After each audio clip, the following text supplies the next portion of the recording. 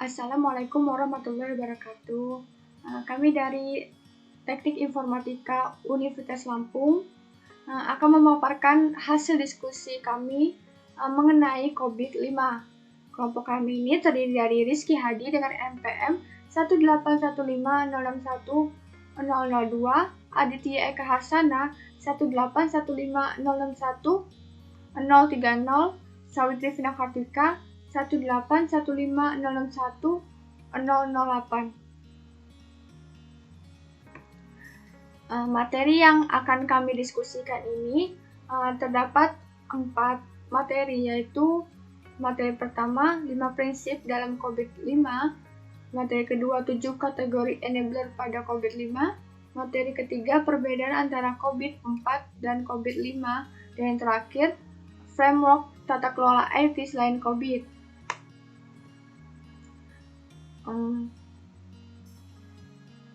Materi pertama akan saya sampaikan mengenai 5 prinsip COVID-5. 5 prinsip COVID-5 ini terdiri dari meeting stakeholder needs, covering the enterprise end-to-end, applying a single integrated framework, enabling a holistic approach, dan yang terakhir separating governance from management. Meeting stakeholder needs ini mementingkan kebutuhan dan harapan dari stakeholder yang tertinggi, yaitu pemimpin perusahaan atau pemiliknya. Lalu ada covering the enterprise end-to-end ini adalah harus memerhatikan kenyataan melalui pendekatan keseluruhan dari perusahaan tersebut. Lalu yang ketiga ada applying a single integrated framework, yaitu prinsip yang menjelaskan tentang bahwa COVID-5 ini sudah mengadopsi berbagai kerangka dan konsep best practice ke dalam proses, model, dan strukturnya. Lalu ada enabling a holistic approach, yaitu prinsip yang menjelaskan bahwa COVID dan masing-masing domain governance ini harus mampu menjadi pemicu dari semua praktek yang ada. Lalu prinsip yang terakhir, separating governance from management, yaitu menjelaskan tentang kepentingan antara governance dan manajemen harus dipisahkan sebagai masing-masing dari fungsinya tersebut agar tidak tercampur karena memiliki tujuan, alasan, dan karakteristik yang berbeda dan secara signifikan. Kemudian terdapat implementasi dari 5 prinsip COVID-5. Yang pertama, prinsip meeting stakeholder needs. Setiap pemangku kepentingan organisasi memiliki kebutuhan akan keberadaan sistem dan teknologi informasi dalam konteksnya yang beragam. Ada yang mengharapkan terjadinya efisiensi, bertambahnya review, semakin transparansinya pengolahan aset, memperbaiki kendali atau kontrol proses, meningkatkan utilitas pegawai, memberdayakan sumber daya manusia, dan lain sebagainya. Lalu ada covering enterprise end-to-end, yaitu implementasinya ini informasi sebagai aset penting organisasi yang dibutuhkan oleh seluruh unit organisasi, dari yang berada dalam domain proses hulu atau dekat dengan pemasok bahan baku, hingga ke domain proses hilir atau dekat dengan pelanggan. Setiap proses di dalam organisasi pasti membutuhkan informasi dan mengolahnya, kemudian menghasilkan informasi baru bagi kebutuhan proses selanjutnya. Lalu ada implementasi ketiga mengenai prinsip applying a single integrated framework. Saat ini begitu banyak standar best practice di bidang manajemen dan governance teknologi informasi yang dikenal di industri dan diadopsi beraneka ragam organisasi maupun perusahaan seperti ISO 38500, TOGAF, ITIL, ISO 20000, ISO 27001, PMBOK, CMMI, dan lain sebagainya. Dalam konteks ini, COVID sudah mempertimbangkan dan mengadopsi berbagai kerangka dan konsep best practice tersebut ke dalam prinsip, model, dan strukturnya. sehingga COVID ini secara lengkap dan terpadu mengintegrasikan keseluruhan kerangka best practice. Lalu, prinsip keempat, enabling a holistic approach. Isu governance tidak bisa dilihat sepotong-sepotong, dalam arti kata hanya memandang dari satu sisi perspektif. Governance merupakan suatu tatanan konsep yang berkaitan dengan sejumlah dimensi seperti kebijakan, proses, sumber daya dan fasilitas teknologi, kultur, dan lain sebagainya. Masing-masing domain ini mampu menjadi pemicu atau enabler dan bagi terselenggaranya praktek governance yang efektif tergantung dari situasi dan konteks organisasi. Implementasi yang terakhir mengenai prinsip separating governance from management.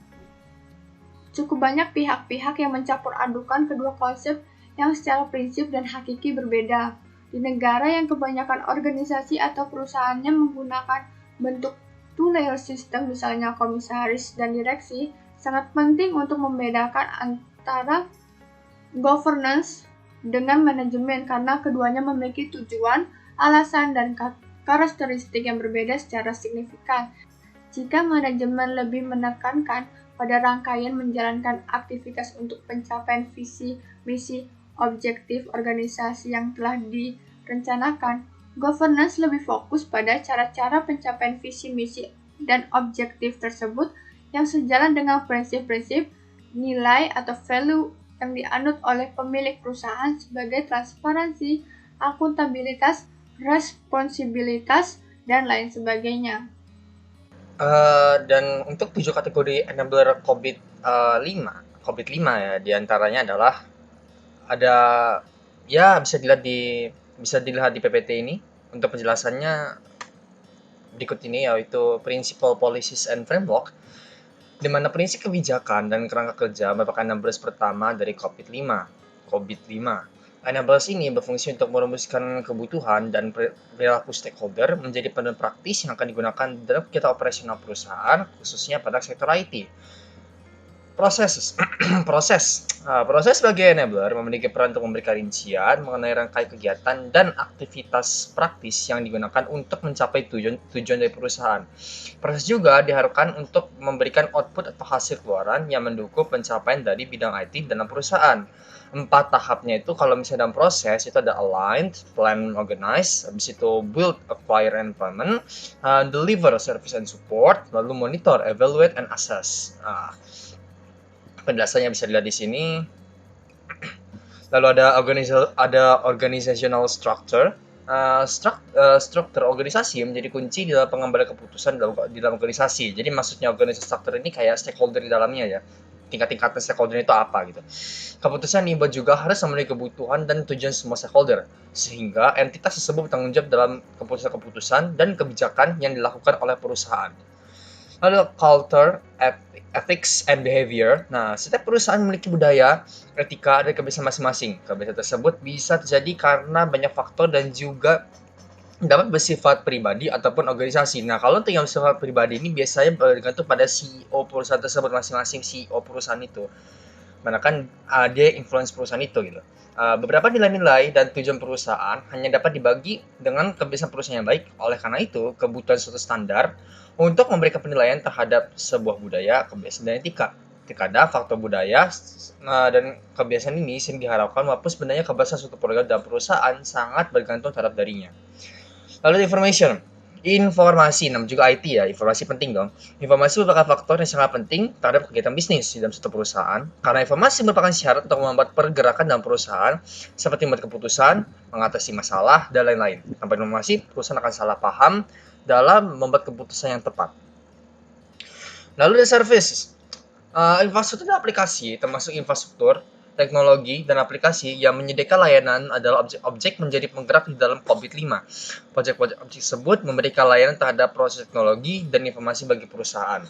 Layanan tersebut merupakan penghubung antara pengguna IT dan proses IT yang telah dirancang sebelumnya, sehingga apabila layanan tersebut tidak berfungsi dengan benar, maka tujuan IT perusahaan juga tidak akan tercapai. Biasanya juga service itu bisa juga ke perantara pihak ketiga, makanya pasti ada hubungannya dengan COVID-5 ya.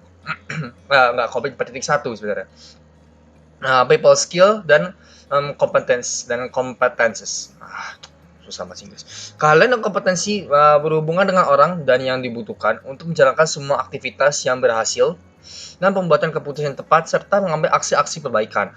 Ketersediaan tenaga kerja juga merupakan tujuan yang harus dicapai pada bagian pekerjaan ini.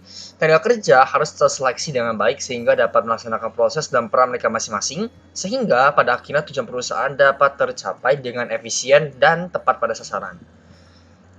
Sekian. Saya Aditya Eka Harsana di sini akan menjelaskan tentang perbedaan antara COVID 4.1 dengan COVID 5.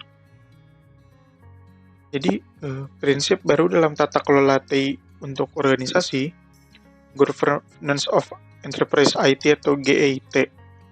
COVID 5, sebagaimana juga file IT dan analis IT ini, lebih berorientasi pada prinsip dibanding pada proses. Katanya berdasarkan feedback yang masuk, menyatakan bahwa ternyata penggunaan prinsip-prinsip itu lebih mudah dipahami dan diterapkan dalam konteks enterprise secara lebih efektif. COVID-5 mendefinisikan model referensi proses yang baru dengan tambahan domain governance dan beberapa proses baik yang sama sekali baru ataupun modifikasi proses sebelumnya. Mencakup aktivitas organisasi secara end-to-end. Selain mengkonsolidasi COVID 4.1, file IT dan analis IT dalam sebuah framework, COVID 5 juga dimutakhirkan untuk menyelaraskan dengan best practice yang ada seperti misalnya ITIL versi 3 2012 dan TOGAF. Terdapat proses-proses baru yang sebelumnya tidak ada di COVID 4.1 serta beberapa modifikasi pada proses yang sudah ada sebelumnya. Secara sederhananya dapat dikatakan bahwa model referensi proses COVID 5 ini sebenarnya mengintegrasikan konten COVID 4.1, list IT, dan file IT, sehingga proses-proses pada COVID 5 ini lebih holistik, lengkap, dan mencakup aktivitas bisnis dan IT secara end-to-end. Dan COVID 5 ini memberi penekanan lebih kepada enabler. Walaupun sebenarnya COVID 4.1 juga menyebutkan adanya enabler, hanya saja COVID versi 4.1 itu tidak menyebut dengan nama enabler.